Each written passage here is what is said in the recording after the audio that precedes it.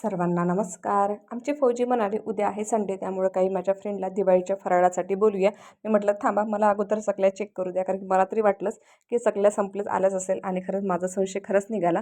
माझ्याकडल्या चकल्या बऱ्याच संपत आल्या होत्या आणि एवढ्याच बाकी होत्या. एवढ्या चकल्यामध्ये तर काही होणार नाही, म्हणून मग दिवसाने घेतल्या चकल्या बनवायला. आणि एवढ्या साऱ्या बनवून झाल्या. काही मग फ्राय करायला घेतलं सोबत. इकडे बनवणं सुरू होतं, एकीकडे फ्राय करणं सुरू होतं. आणि तुम्ही बघू शकता किती छान चकली तयार झाली. ही तांदळाची चकली कसं बनवायला सोपी, खायलाही टेस्टी आणि जास्त काही तामझाम करायचं काम नसतं यामध्ये. आणि इकडे काही चकल्या आपल्या फ्राय करणं सुरू होत्या.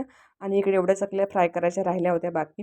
त्यानंतर मग थोड्या वेळाने घेतला मैसूरपाक बनवायला. बरेच दिवस झाले मैसूरपाक काही बनवला नव्हता, चला म्हटलं बनवून बघूया.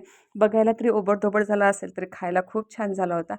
मला तरी आवडला आणि तसाही मैसूरपाक छान लागतो खायला. तुम्ही ट्राय केला आहे का, मला हे नक्की कमेंट करून सांगा. त्यानंतर संध्याकाळी गेलो रेस्टॉरंटला यासाठी गेलो कारण की आज होता माझा बड्डे. चला म्हटलं घरी केक कट करण्यापेक्षा जाऊन यावं बाहेर. आणि मग थोडं स्टार्टर घेतलं जेवण वगैरे येऊपर्यंत. त्यानंतर मग थाली ऑर्डर केली होती. थाली यासाठी की ऑप्शनला भाज्या असतात, ही आवड नाही तर ती, त्याच्यामुळे मला थाली तरी बेस्ट राहते. मला तरी थालीच आवडतं. छानपैकी जेवण वगैरे केलं. त्यानंतर काही थोडेसे फोटो क्लिक केले आणि केक यासाठी कट केला नाही, कारण की केकाचं कसं असतं, खाणं कमी आणि वाया जास्त जातो, त्यामुळे नको म्हटलं केक राहू द्यावा. त्यानंतर मग निघता वेळेस बाहेरही काही फोटो क्लिक केले. तुम्हाला व्हिडिओ कसा वाटला नक्की सांगा. चॅनलला सबस्क्राईब करा. बाय.